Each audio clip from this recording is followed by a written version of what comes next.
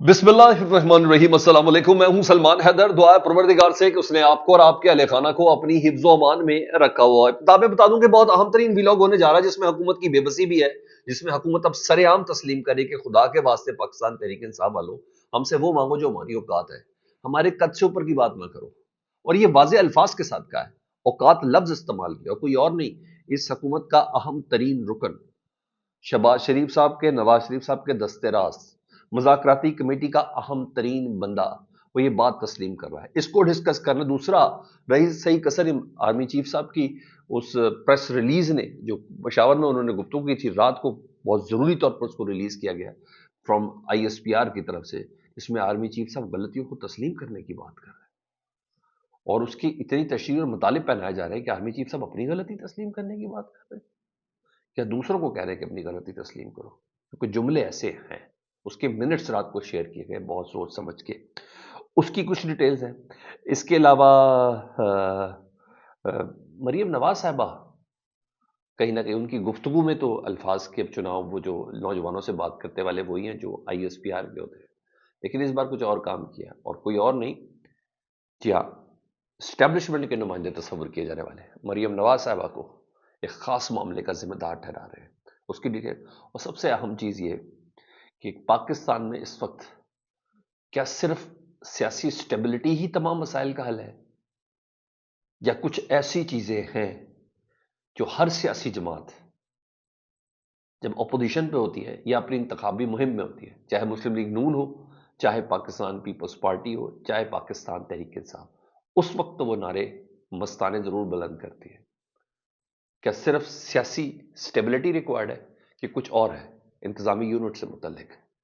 क्योंकि पाकिस्तान की national corruption report सामने आई है। क्या उसके मुंदरजात इतने हैरान कुन हैं और वो किस चीज़ का तकाजा करते हैं, हम डिटेल में आगे चल के इस पर बात करेंगे। सबसे पहले ज़रा हुकूमती बेबसी का मैं जिक्र करूँ।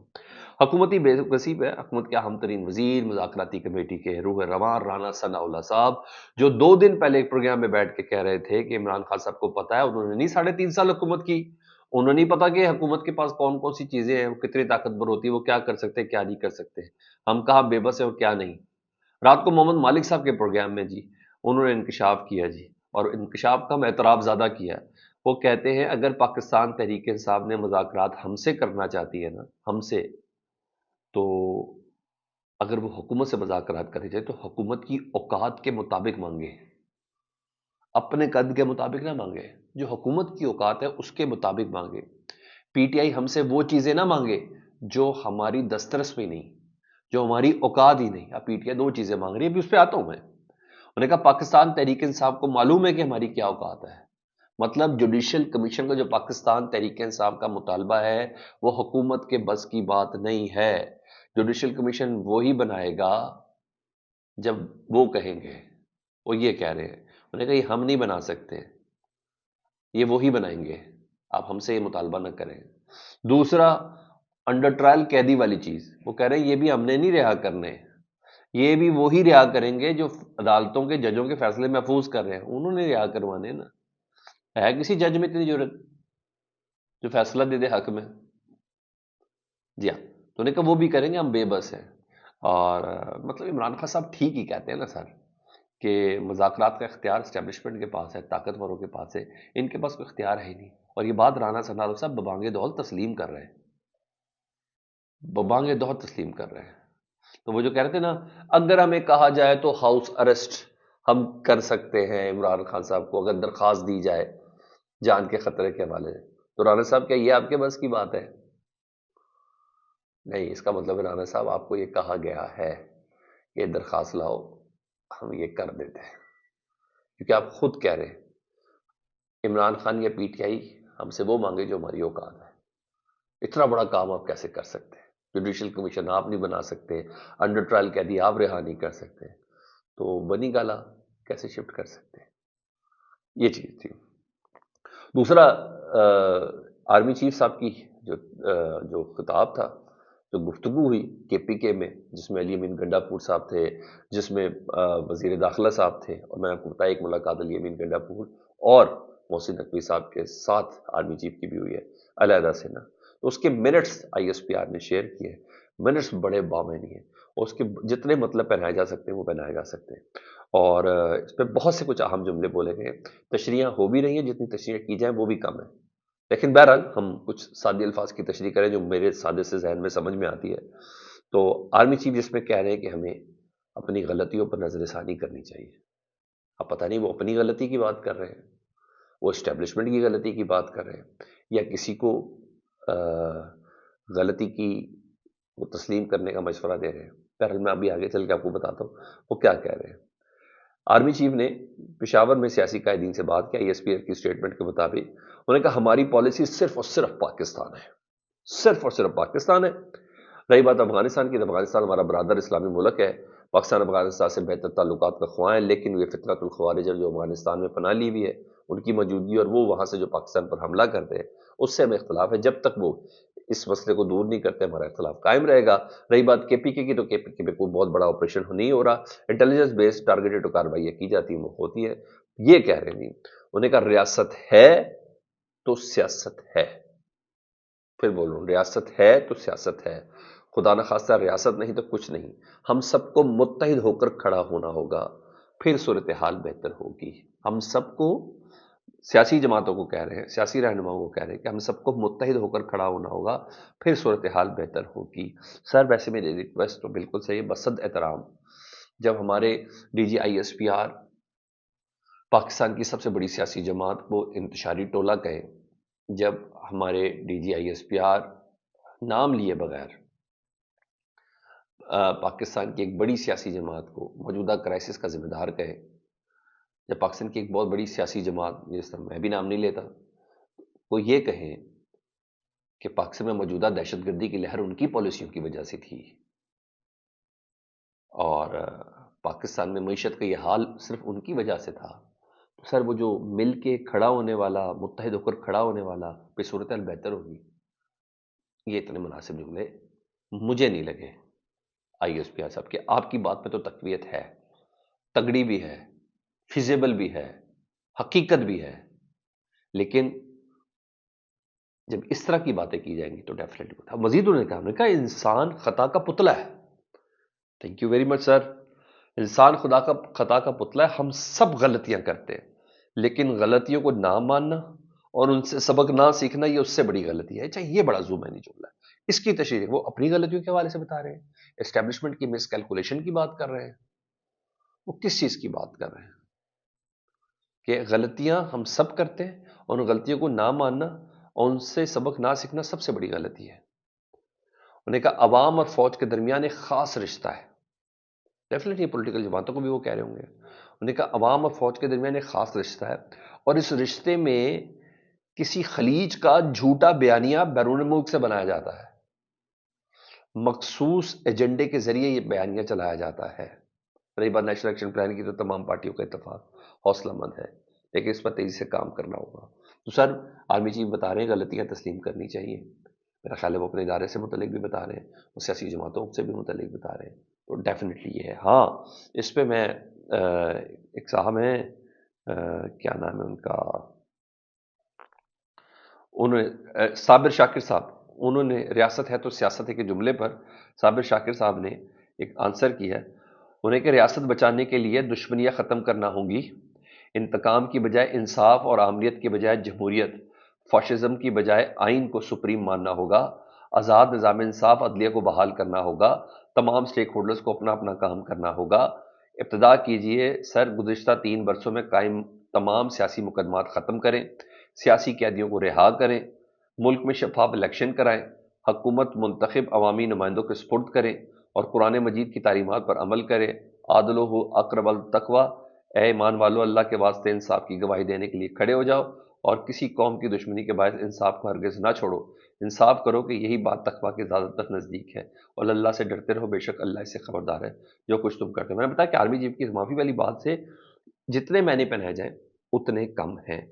اس سے پہلے کہ میں کچھ دیگر خبریں آپ کے ساتھ شیئر کروں، اس میں نے ذرا وہ جو نیشنل کرپشن رپورٹ سامنے آئی ہے نا، اس کے کچھ مندرجات آپ کے ساتھ شیئر کرنا بہت زیادہ ضروری ہے، اور اس کے مطابق سر وہ جو انتظامی یونٹس ہیں نا، جس سے متعلق چاہے کوئی بھی سیاسی جماعت ہو، میں نے کہا پی ٹی آئی ہو، نون لیگ ہو، پیپلز پارٹی ہو، جب یہ اپوزیشن پہ ہوتے ہیں تو یہ سندھ کے حوالے سے بھی بات کرتے ہیں، ٹھیک ہے، یہ پنجاب کے حوالے سے بھی بات کرتے ہیں، اور یہ ہے، اور اس کی وجہ یہ ہے کہ یہ ضروری کیوں ہے، ابھی میں رپورٹس کے کچھ مندرجات بتاتا ہوں کہ پنجاب میں تخت لاہور ہے، سندھ میں تخت سندھ ہے، یہ کراچی آپ یہ کہہ لیں، تو کراچی والی فیسلٹی کہ سندھ کے کسی گوٹ میں میسر ہے؟ پلیز ریئلسٹک اپروچ کے ساتھ بات کیجیے گا.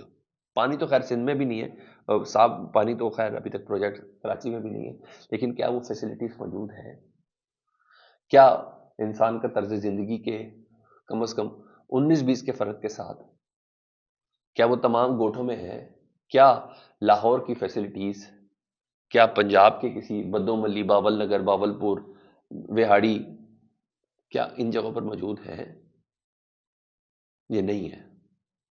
اور اسی طرح میں کے پی کے کی بات کروں، جو پشاور میں فیسلٹیز ہیں، کیا وہ تخت بھائی کے اندر ہیں؟ اسی طرح بلوچستان کی بات کروں، جو کوئٹہ میں فیسلٹیز ہیں، کیا خاران میں ہیں؟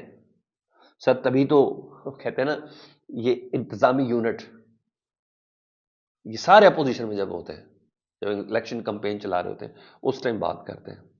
سر جی جو رپورٹ جاری ہوئی اس کے مطابق گورننس کے بڑھتے مسائل کو کم کرنے کے لیے نئے صوبوں کی تشکیل ضروری ہے. پاکستان میں کرپشن کے حوالے سے جو باتیں سامنے ہیں، نیشنل کرپشن سروے کے مطابق پاکستان میں ٹینڈر اور کانٹریکٹر کا شعبہ 16% کے ساتھ کرپشن میں دوسرے نمبر پر ہے. بھائی کانٹریکٹ ٹینڈر یہاں سے جاری ہوتا ہے، لاہور سے ہوتا ہے، اسے کیا کہیں، بہاڑی کے کسی قصبے کسی گوٹ کے لیے، بھائی نا مجھے بتا دیں وہ ٹینڈر جاری ہوا ہے تو اس کا 16% کرپشن میں ہے، یعنی 16% ٹینڈر صرف کرپشن کی نظر ہے، اور دوسرے نمبر پہ پاکستان کرپشن کی نظر ہونے میں. پاکستان میں ٹینڈر اور کانٹریکٹر کا شعبہ 16% کے ساتھ کرپشن میں دوسرے نمبر پہ. مزید سنیں، پاکستان کے مجموعی ٹیکس آمدن، یہ فنانس ڈویژن کی رپورٹ ہے جی، پاکستان کے مجموعی ٹیکس آمدن کا 51.7% حصہ پنجاب لے جاتا ہے. پورے پاکستان کے ٹیکس کا 51.7% پنجاب لے جاتا ہے آبادی کے لحاظ سے، 24.55% سندھ لے جاتا ہے، 14.42% خیبر پختونخوا، 9.9% بلوچستان کو ملتا ہے. کیوں بھائی؟ اور وہاں لگتا کہاں ہے؟ یہ تو ایک حساب کتاب ضروری ہے. مزید بات سنیں، پاکستان میں انصاف کا نظام جو ہے 13% کے ساتھ تیسرے نمبر پہ. بھائی Lahore high court, Sindh high court, Balochistan high court, کے پی کے ہائی کورٹ، بھائی یونٹس بنے تو یہ جو انصاف کے نظام ہے اس کو مزید تقویت ملے.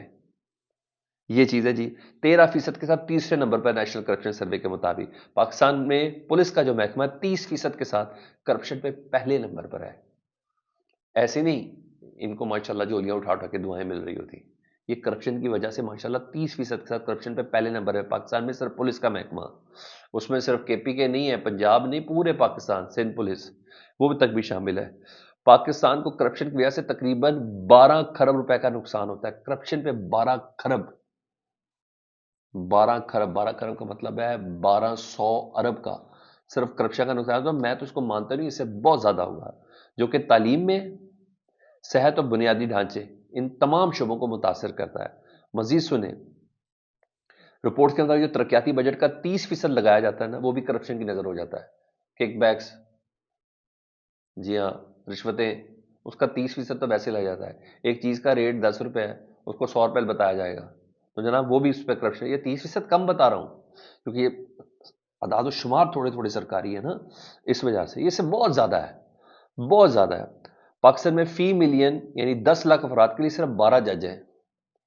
10 لاکھ افراد کو انصاف دینے کے لیے صرف 12 جج ہیں. تو آپ بتا دیں پھر نمبر پھر وہ ضلالت والا ہونا ہی ہونا ہے کہ نہیں ہونا؟ اور دنیا میں 50 جج ہوتے ہیں 10 لاکھ افراد کے لیے، اوسط عالمی اوسط یہ ہے 50 جج 10 لاکھ افراد کے لیے. پاکستان میں 10 لاکھ افراد کے لیے صرف 12 جج ہیں. تو پھر ایسے ہی نا سر، کیس آگے پوچھنے والے کوئی نہیں ہے، کیونکہ یونٹ ایک ہے. پنجاب میں، پنجاب کی مثال تو بڑا صوبہ ہے نا، یہ سندھ کے لیے، کے پی کے لیے بھی ہے. کون پوچھے گا سر؟ پشاور کے اندر ہائی کورٹ والے کون آئے گا؟ دور افتادہ، میں نے جس کا بتایا تخت بھائی کے علاقے کے اندر، مجھے بتا دیں چترال کے کسی گوٹ کے اندر، کسی گاؤں کے اندر. یہ یونٹ اس حد تک ضروری ہے. اچھا مزید کچھ چیزیں اور بھی سامنے رکھ دیتا ہوں. اور یہاں یہ ہوئی دوسری، اس میں اچھا جی، پاکستان میں یہ بھی میں نے آپ کو جج کے حوالے سے بھی بتا دیا جی. اور آپ پریورٹی دیکھیں تعلیم کے حوالے سے، 2.2% تعلیم پر خرچ کرتا ہے پاکستان اپنے کل GDP کا، جو یونیسکو کی سفارش کے مطابق 4 سے 6% ہونا چاہیے. تو پھر آپ دیکھ لیں خواندگی کیا ہے، ہمارے معیار تعلیم ہم کیوں محروم ہیں؟ وہ یہی وجہ ہے. کیونکہ سر فیصلے ایک وزیر تعلیم کو پورے صوبے کے لیے دے دیے، وہ کالا کرے سفید کرے یا جو کرے، یا پھر واقعی جو ٹی وی پہ ایڈ آنا ہے اس کے حوالے سے کرے. غربت کی شرح پاکستان میں 2024 میں 25.3% تک پہنچ گئی ہے. تقریباً 13 ملین مزید افراد، یعنی 1.30 کروڑ افراد غربت کی لکیر سے نیچے چلے گئے ہیں. تو سر جی رپورٹ تو آپ کو ایک بندے نے دینا، ادھر ہو یونٹ زیادہ ہوں تو آپ کو پتہ چل سکے کہ صوبے کا انتظام چل کیسے رہا ہے، کیا فیسلٹیز غریب کو پہنچی، آپ کی پالیسی ان تک پہنچی ہے کہ نہیں پہنچی ہے. اتنا کس کے پاس ٹائم ہے کہ واپس لاہور آ کے بتائے گا، یا واپس کراچی آ کے بتائے گا، یا پشاور آ کے بتائے گا، جی ہاں، یا کوئٹہ آ کے بتائے گا. مزید سنیں، 192 ممالک میں سے 161ویں نمبر پر ہے ترقی کے انڈیکس کے حوالے سے. پاکستان 192 ممالک میں سے 161ویں نمبر پر ہے، جو صحت، تعلیم اور آمدنی کے خراب اشاریوں کو ظاہر کرتا ہے. تو صحیح یونٹ کیوں نہیں ضروری ہے؟ پاکستان کی بالغ آبادی کا 40% سے زیادہ حصہ ناخواندہ ہے، ان پڑھ ہے، جس میں خواتین اور دیہی کمیونٹیز شامل ہیں. کرا لو آپ لوگ اخبار اشتہار، ٹی وی اشتہار چلا لے، اصل حقیقت یہ ہے ہمارے پاس. اچھا جی، پاکستان کے بجٹ کا صرف 8% زراعت کے لیے مختص ہے. اسی طرح کسان کھاد اور زہروں کے لیے، کھاد والی زہروں کے لیے علاقائی حریفوں کے مقابلے میں 30 سے 40% زیادہ قیمت ادا کرتے ہیں، اور زراعت غیر منافع بخش ہوتی جا رہی ہے. 60% سے زیادہ کسان غیر مناسب تربیت کے کیمیکل استعمال کرتے ہیں، جس سے خطرناک اور ماحولیاتی خرابی پیدا ہوتی ہے. یعنی سر ہر لحاظ سے پاکستان زبوں کا شکار ہے. ماحولیاتی تبدیلی 2030 تک فصل کی پیداوار کو 15% تک کم کر سکتی ہے. یعنی ایک کے بعد ایک چیزیں یوں سامنے ہیں سر. تو جو وعدے ہیں نا، صرف جس کہتے ہیں پولیٹیکل سٹیبلٹی نہیں، وہ ہے، ضروری ہے، سٹیبلٹی آئے گی تو بہتر فیصلے کیے جا سکیں گے. لیکن یہ تمام وعدے، تمام ہزارہ صوبے کی شکل میں، جنوبی پنجاب صوبے کی شکل میں، ملتان کا یا باولپور کا، جو کچھ بھی ہو، اس طرح سندھ میں مرسوم سندھ نہ ڈیسوں، بھائی کیا ہو گیا؟ آپ چاہتے ہیں کہ محکوم رہے، آپ چاہتے ہیں محکوم رہے. اسی طرح ہزارہ صوبہ، یہ بھائی یہ باندھ کے رکھنا چاہتے ہیں، پاکستان کو آزاد کریں. ہر صوبہ کارکردگیوں کی رپورٹ تو تب پتہ چلے گی. یہاں تو ایک مشیر ہے، وہ جا کے اپنے وزیر اعلیٰ کو بتایا، سر جی دیکھیں بلے بلی ہوگی، 2 منٹ میں پورا سیٹ اپ لگتا ہے، میڈیکل کے لیے وہ دیکھتے ہیں، اسکول وغیرہ کا سارا سیٹ لگتا ہے. جیسے منسٹر گئے نہیں، چیف منسٹر صاحب یا صاحبہ، فوراً وہاں سے اٹھا دیا. حقیقت اس حد تک پور ہے ہماری. بہرحال اعجاز چودھری صاحب سے متعلق آپ کو میں بتاؤں، ان کی پروڈکشن آرڈر کے باوجود جاری نہیں ہوا تھا، تو انہوں نے چیئرمین جو ہیں ان کو باقاعدہ طور پر سینٹ کے چیئرمین یوسف رضا گیلانی صاحب کو خط لکھ دیا کہ اندرین نگری چوپٹ رہا جائے. لیکن ہاں، وہ سارا الزام آ رہا تھا کہ دیکھیں اسٹیبلشمنٹ نے جواب دیا ہے پاکستان تحریک انصاف کو. تو فیصل واڈا صاحب سے زیادہ کون ہے اسٹیبلشمنٹ سے متعلق جاننے والا، ان سے متعلق بتانے والا؟